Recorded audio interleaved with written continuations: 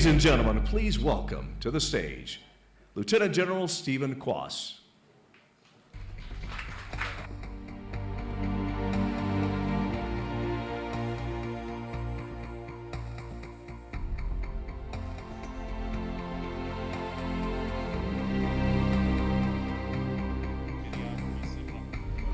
The mic on? Okay, well, thank you very much for allowing me to spend a few minutes with you. I want to tell you that there is a reason why you have a general officer up here that may not be intuitive. The reason is because there is a very serious thread that runs through everything you have seen tonight. From the young innovators that are building inventions that help us live our lives and be more productive and happy, to the heroes of the past that showed us what it means to live a purpose-filled life that's humble, hardworking, and doing something to contribute to a greater cause than ourselves. There's also the theme of music. If you listen closely to all these heroes, you also see this theme of music. And for me, the three things that connect us are the fact that anything that is good in humanity, anything that is productive for the human race to be uplifted, must have vision, creativity, and music. And I don't say that flippantly. I say that as a historian and as a student of human nature, a student of technology, and a student of strategy. Because ultimately, the reason I'm here is not what the narrative in our country says about military officers. I'm here for the true purpose of a military officer, and that is a peacemaker. And throughout time, great peacemakers create peace through strength so that there is no violence. That if we ever use violence, we have failed as strategists and as peacemakers.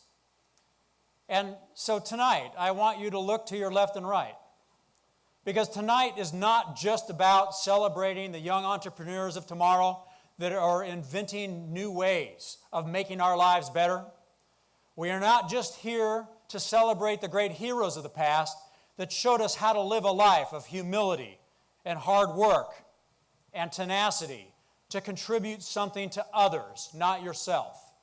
And we are not here to just inspire these young kids, both the ones that are 80 and the ones that are 8, to pick up the reins and move us into the future. We are celebrating something more important. And when you look to your left and your right, you are looking at the leaders of this community, of this country. Some of you venture capitalists, some of you business men and women, some of you inventors, some of you educators.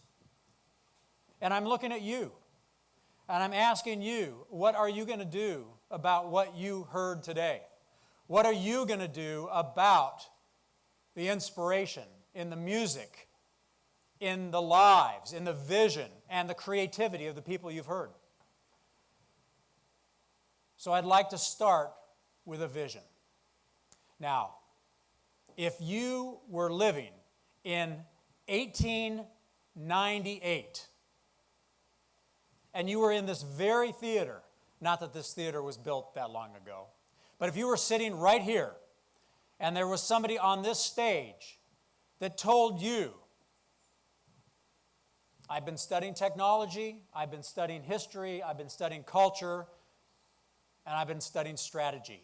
And within 60 years, you will have 2 cars in every garage, roads that connect everything to everyone in every place, aircraft that take people around the world, and satellites in space communicating to the globe.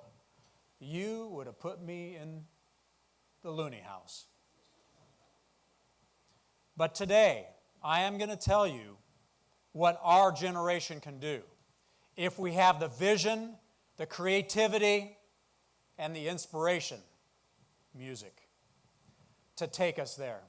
And it's no accident that in the 60s, we had the Beatles, We had walking on the moon. We had a generation of creativity. These things are connected.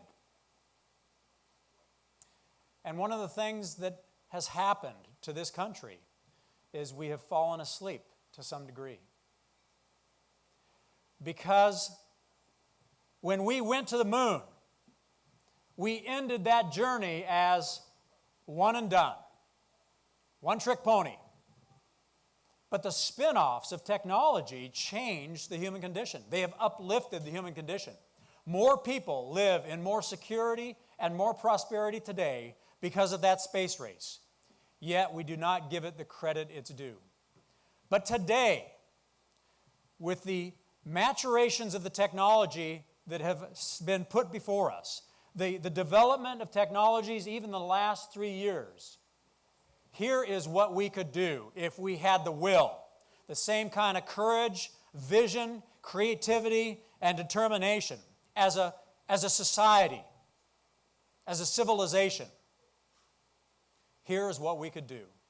For the first time in the history of mankind, humanity has the tools to reach for the heavens and design a new way of delivering energy to every human being at affordable price points, without the danger and the cost of expensive infrastructure and dangerous power outlets that can burn down houses, that waste energy with the seepage and the spillover, because we still use the same method that Tesla and Edison gave us and really have not evolved, even though the technology could have allowed us to change. We, as a civilization, could deliver fresh water to any human being on planet Earth at affordable price points that start taking away the conflict that comes with the struggle for water rights and food production.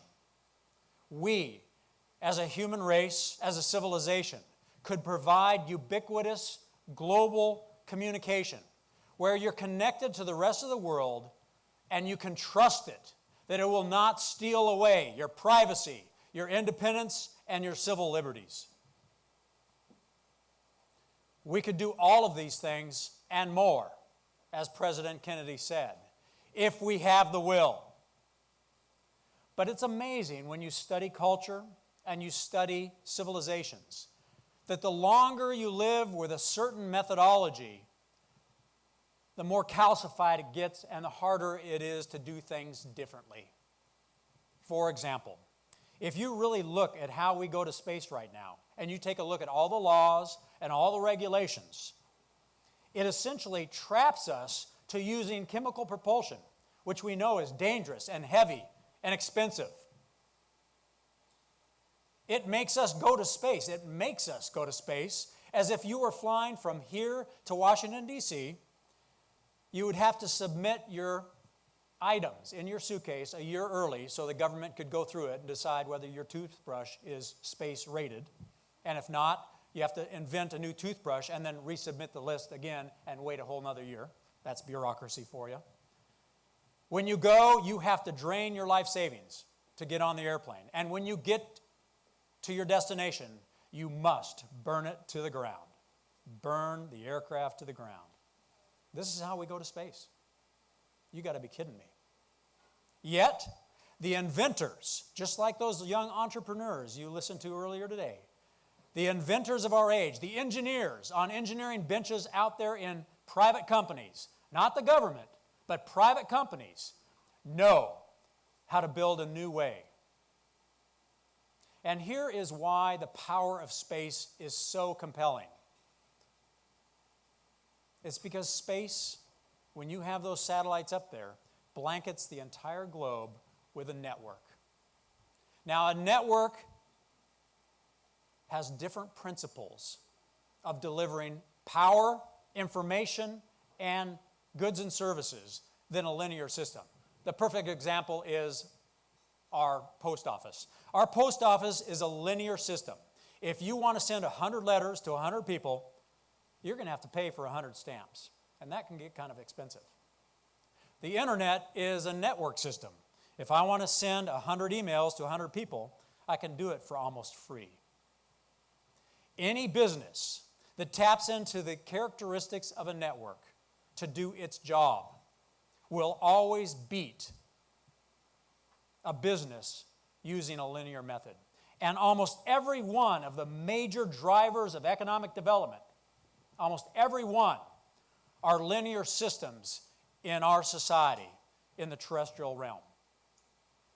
And those four engines of development are energy, and the energy delivery to every human being at affordable price points. Transportation, the ability to get to the right place at the right time for the right reason with the right stuff.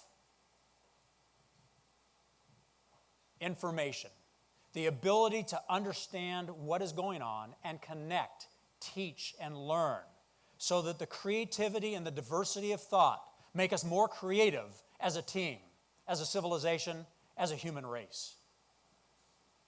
And manufacturing of goods and services so that humanity can get what it needs to thrive and prosper and grow. We are living in an age that most people do not yet recognize, but it's starting to emerge. That for the first time, humanity can turn to the heavens, where there is infinite resources. You don't have to scar the earth with depleting resources that are finite in order to deliver energy, information, transportation, and goods and services to humanity. And if you build it in a network model that is a blanket covering the globe, you can deliver to any human being all of these things at price points the human race has never seen. So as a peacemaker, if our economy can tap into the trillion-dollar market that's coming in space, and even the most rudimentary math will tell you that in the next decade, we're looking at trillions of dollars of marketplace. Elon Musk is starting by tapping into Wi-Fi from space, where now you no longer need any cell towers, and shortly after that, there will be energy that trickle charges your phone, and you never have to plug it into a wall, that will transform his business, and he will be the first trillionaire on planet Earth. But if we collectively understand what we could do, not only could America break us out of this global secular slowdown of the economy globally, but America could be the one that gives to the rest of the world trusted information, where the value of respecting every human being is enshrined in our Constitution, not the values of other civilizations.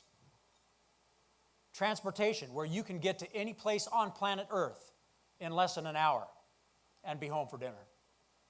Manufacturing, where you can build something in space and you can deliver it to almost any point on planet Earth at a fraction of the cost of our current terrestrial transportation systems. You know, that caveman that was carrying the rock on his back, that looked at the other caveman in a canoe with the same size rock, that was getting to the marketplace without having to break a sweat and faster, knew immediately that he was going to lose the economic game. Because all national security, all peacemakers know that a vibrant economy is the power of peace. And when you have a strong economy, the national security blessings just come easy and fast. And nobody will take you on because you have the power of the purse. So money does matter, and the economy does matter. Now, it's not enough that we just want to do this. It's not enough that we should do this. Right now, at this moment in history, we must do this. Why? Because there is a civilization sitting across the ocean that has intent to dominate these markets. And that's not a bad thing or a good thing. But I just remind you that life is a competition. It always has been. Now, we might have been in a cocoon of protection since World War II, where we as an American society were so unilaterally dominant economically that nobody could touch us. And so we built all of these things. We're very vulnerable. But here's what China is doing, because I read their books. I read everything they write, everything they say. Here is what they are doing. They are not trying to make better satellites than America. They know they could never compete because we are the most creative society on planet Earth. They are looking to control the two things that we have built Western civilization on and our entire economy on that we have never designed any protection into, ever. One is information, and you can see what's going on with cybersecurity. We are scrambling, trying to make the internet secure. But the internet was designed to be free. There's no way you will affordably do that. You will spend yourself into oblivion trying to make something that was designed to be free to be secure. But China is building a network in space where they own the gateways. And with Huawei and 5G, that's their first step. They can provide the device to anybody on planet Earth. And now they own the data. But they also own your behavior because they own the incentives. So people in China right now, if they don't behave properly, if they don't go to the right places, say the right things, they can't get credit. They can't get a loan. They can't buy food. They can't travel. You can see the difference in values.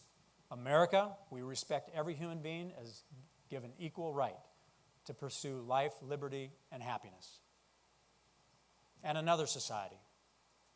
And this new marketplace of space, this power of space that humanity has never touched before, but is going there now. This second space race is not about putting a man on the moon. It's about building an economy in space that blesses the human spirit, that uplifts the poor and the downtrodden, the people that don't have enough energy and water and information to educate themselves and to build their own prosperity. This is the great hope of our age. But it has to start somewhere. Now, I was fortunate enough to live in Alabama during one of my tours when I was the president of the University for the Air Force. And so I know the fighting spirit in Alabama. And Alabama has been first in civil aviation. This is where the Wright brothers first taught civilians how to fly an airplane. First in civil rights and civil liberties. They were first in so many things. You and your ancestors were first. It's time to repeat history. So as you look to your left and your right, you have a magic sauce here that no other state in our union has. One, you have a workforce that already is postured to build the second space race. The 2 million jobs that are predicted over the next 10 years, 2 million jobs in 10 years. The question is, how many of them could be in Alabama? You have a senator in Senator Shelby and a congressman in Congressman Rogers that understand space and are fighters for this state and for jobs and for the capabilities that you could create. And you have academic institutions, from the ones close to us here to the ones down in Montgomery and Mobile, in Huntsville, Air University, the National Guard. You have an intellectual powerhouse here in the state.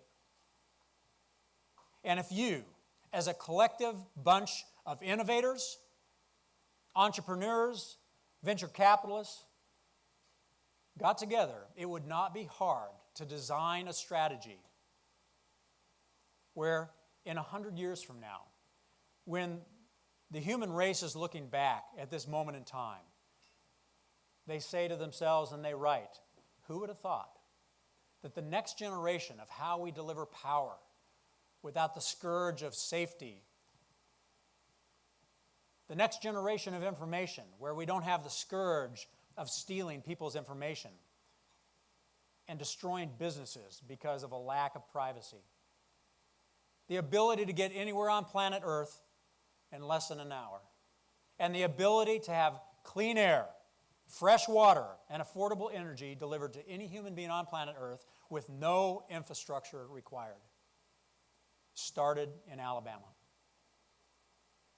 with a workforce that built the second space race, just like they built the first space race. So what I'm talking to you about, though, gets back to the human spirit, vision, inspiration and creativity, and music. Because if you dream big, you can break out of the sleep we have been in since the first space race. What a better way and a fitting way to honor those ladies and those men that we talked about tonight. Don't just give them an award. That's good, and that's important, and it's essential. Do something real with your life to give back to the sacrifices they have given us that we are blessed with, and not just Velcro. Do something to honor their legacy by building the second space race right here in Alabama. And you will be the hero that changes fate. And it starts one person at a time. But ultimately, it comes down to being inspired, like with Black Jacket here, and it comes down to money. And with that, Black Jacket, let's hear what you got. Thank you all very much.